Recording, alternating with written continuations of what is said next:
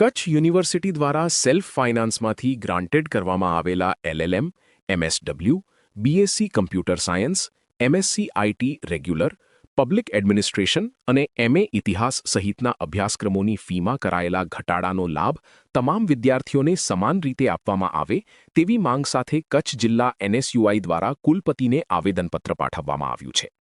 આવેદનમાં જણાવાયું છે કે યુનિવર્સિટી દ્વારા ફી ઘટાડવાનો નિર્ણય આવકારદાયક છે, પરંતુ તેનો લાભ માત્ર નવા પ્રવેશ લેનારા વિદ્યાર્થીઓ સુધી જ મર્યાદિત રાખવામાં આવ્યો હોવાથી હાલ અભ્યાસ કરતા વિદ્યાર્થીઓમાં અસંતોષની લાગણી જોવા મળી રહી છે.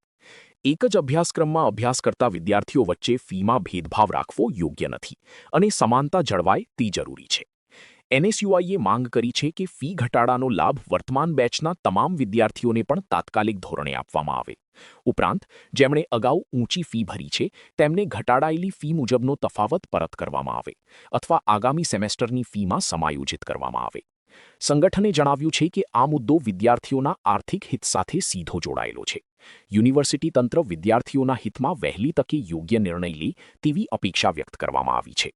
સાથે જ ચેતવણી આપવામાં આવી છે કે જો રજૂઆત છતાં સકારાત્મક નિર્ણય લેવામાં નહીં આવે તો કચ્છ જિલ્લા એનએસયુઆઈ દ્વારા ઉગ્ર આંદોલન શરૂ કરવામાં આવશે, જેની સંપૂર્ણ જવાબદારી યુનિવર્સિટી તંત્રની રહેશે. ઋષિરાજ જાડેજા, પ્રમુખ કચ્છ જિલ્લા એનએસયુઆઈ.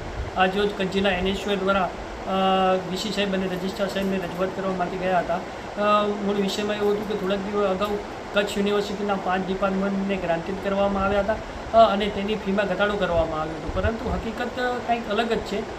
કારણ કે જે વિદ્યાર્થીઓ અભ્યાસ કરી રહ્યા છે ત્રીજા સેમેસ્ટરના અને 5મા સેમેસ્ટરના એ વિદ્યાર્થીઓને કોઈપણ જાતની ફીમાં ઘટાડો કરવામાં આવ્યો નથી. માત્ર ને માત્ર એવા વિદ્યાર્થીઓની ફી ઘટાડો કરવામાં આવ્યો છે જે પ્રથમ સેમેસ્ટરમાં અભ્યાસમાં એડમિશન લઈ રહ્યા છે, જે નવા વિદ્યાર્થીઓ છે.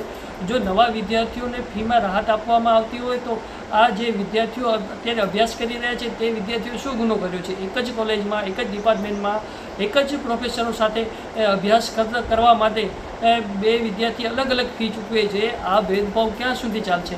અને જ્યારે આજરોજ અમે વીસી સાહેબને રજૂઆત કરવા માટે આવ્યા, પરંતુ સાહેબ પાસે ટાઈમ જ નથી વિદ્યાર્થીઓની રજૂઆત સાંભળવાનો. પોતાની એસી ચેમ્બરમાંથી બહાર નીકળવા નથી માંગતા. પછી રજિસ્ટ્રાર સાહેબ પાસે રજૂઆત કરવા ગયા ત્યારે રજિસ્ટ્રાર સાહેબ અમને રજૂઆત કરવા સાંભળવા માંગતા નહોતા. યુનિવર્સિટી પ્રશાસનને કહેવા માગું છું કે તમે તમારી એસી ચેમ્બર માંથી બહાર નીકળો. તમારી સરકારે નિમણૂક વિદ્યાર્થીઓના ભવિષ્ય માટે કરી છે, વિદ્યાર્થીઓને ભવિષ્ય ઉજ્જવળ બનાવવા માટે કરી છે, પરંતુ ક્યાંક ને ક્યાંક તમે વિદ્યાર્થીઓને પ્રશ્ન સાંભળવાની બદલે તમે ક્યાંક ને ક્યાંક એસી ચેમ્બરમાં બેસીને તમારા મોજ-શોખ પૂરા કરી રહ્યા છો.